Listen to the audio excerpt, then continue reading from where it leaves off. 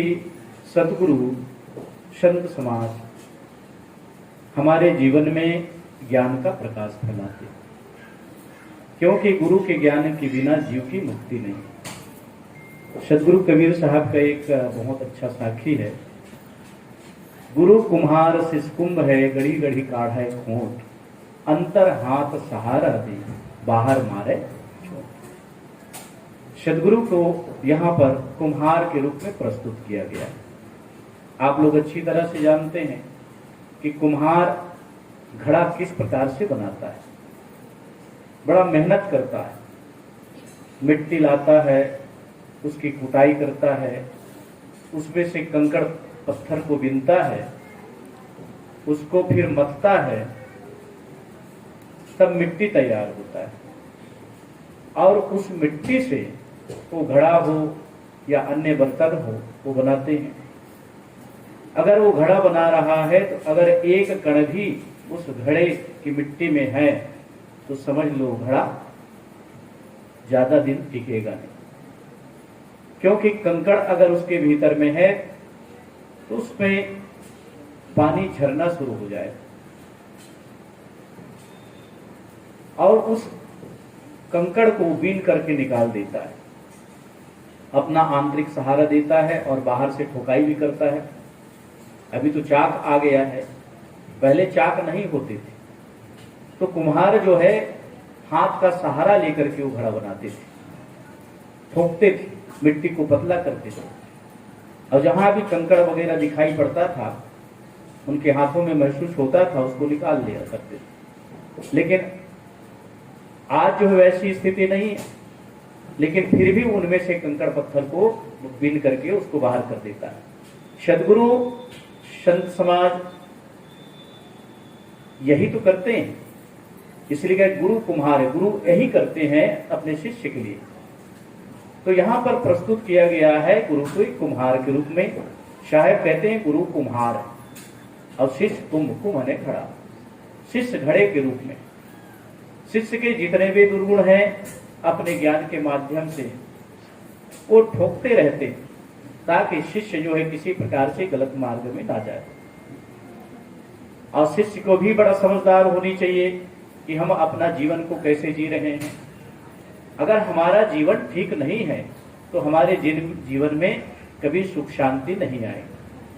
और हमारा अगर जीवन ठीक है, हम संत गुरुजनों के बताए हुए रास्ते में चलते हैं तो हमारा जीवन अच्छा है।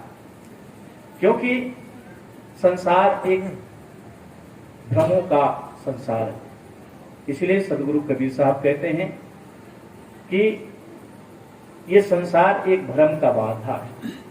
भ्रम का बांधा यह जग, यही विधि आवे जाए, मानुष जन्म नर पाए की, चूके अब की जाए। यानी कि ये संसार भ्रम का बांध है। इस संसार में आने के बाद जीव को बोध नहीं हो सकता। जीव को ज्ञान के लिए, आध्यात्मिक ज्ञान के लिए, अपने आप को जानने के लिए, भक्ति के लिए उसे संत गुरुजनों के सानिध्य में आना ही पड़ेगा। इसलिए गुरु संत जो है अपने शिष्य को वो हर एक प्रकार से उसको समझाते हैं कि किसी प्रकार से उनके जीवन में भटकाव ना हो, किसी भी प्रकार से उनके जीवन में अंधविश्वास ना हो, और वो अपने जीवन को अच्छी तरह से वो जी सके। इसलिए सदगुरु को जो है कुम्हार के रूप में प्रस्तुत किया गया। और सदगुरु हमें वास्तविक में अपना बोध कराते, अपना परिचय कराते।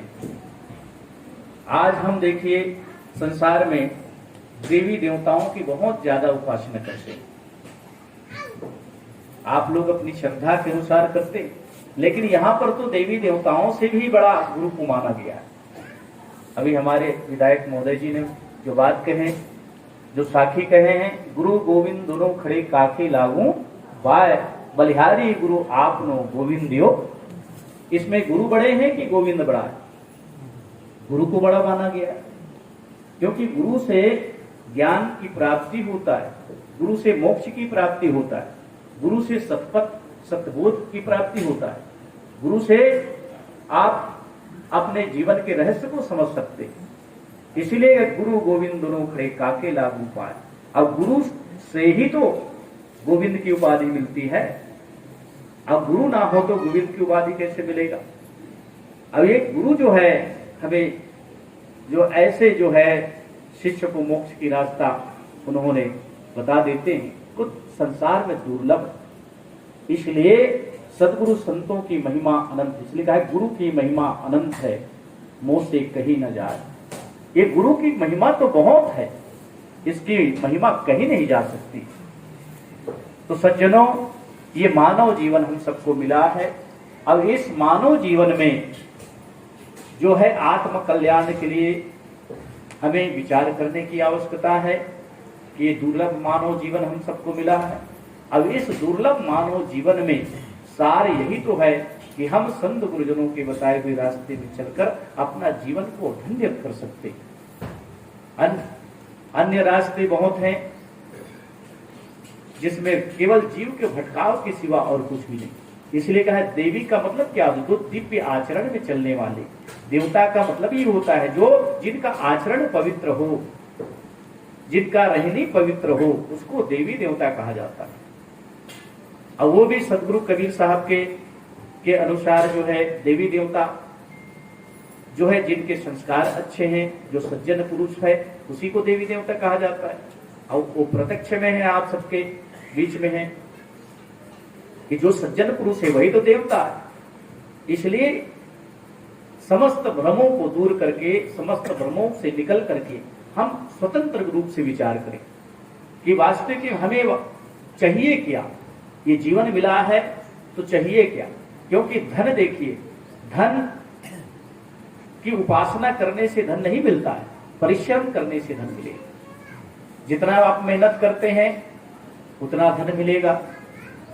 उसी प्रकार से विद्या, जितना हम पढ़ते हैं, जितना शास्त्रों का अध्ययन करते हैं, जितना पुस्तकों का अध्ययन करते हैं, उतना हमको विद्या का ज्ञान होगा। और अगर हम धन धन कहते रहें तो हमको धन नहीं मिल सकता, या विद्या विद्या कहते रहें तो विद्या नहीं मिल सकती। इसलिए परिश्रम को सदगुरु कबीर साहब कहते हैं, परिश्रम करने की बात कहते हैं कि परिश्रम करिए, मेहनत करिए। और आप लोग अच्छी तरह से जानते हैं मेहनत करने से ही फल मिलता है। अगर इसलिए ये रामचरितमानस में भी आया है, देव देव आलसी पुकारा। ये कहते ना देव देव आलसी पुकारते, कादर मन कर एक अधारा, अब देव देव आलसी पुकार। कायर आदमी का एक ही काम है, वो देवता देवता कहते रहते, लेकिन क्या वास्तविक में देवता देवता कहने से क्या कोई पार हो सकता है? नहीं हो सकता। इसलिए सदगुरु कहते पुरुषार्थ कर बहिया वाला आपने छाण वीरानी आस, जाके आंगन नदिया बहे सोकस मरे प्यास। साहब कहते हैं कि कर बहिया बल आपने, अपने बाहुबल की भरोसा करो। और जो अपने बाहुबल की भरोसा करता है वो तो देखते हैं ना कि एक लेडीज भी हिमालय लांघ लेती है। आप लोग जानते हैं कि बड़े बड़े जो है लड़कियां भी, कोई जो है एरोप्लेन चला रहे हैं, कोई नेवी में जा करके हवाई जहाज चला रहे हैं, जल जहाज चला रहे हैं, बड़े बड़े पद में। ये पुरुषार्थ के कारण, केवल पुरुष ही पुरुषार्थ करके पहुंचा ऐसी बात नहीं है। कोई भी पुरुषार्थ करता है तो उसको अवश्य फल मिलता है। इसलिए सदगुरु कबीर साहब कहते हैं आत्म कल्याण, आत्म कल्याण आप स्वयं करेंगे तो आपका कल्याण होगा।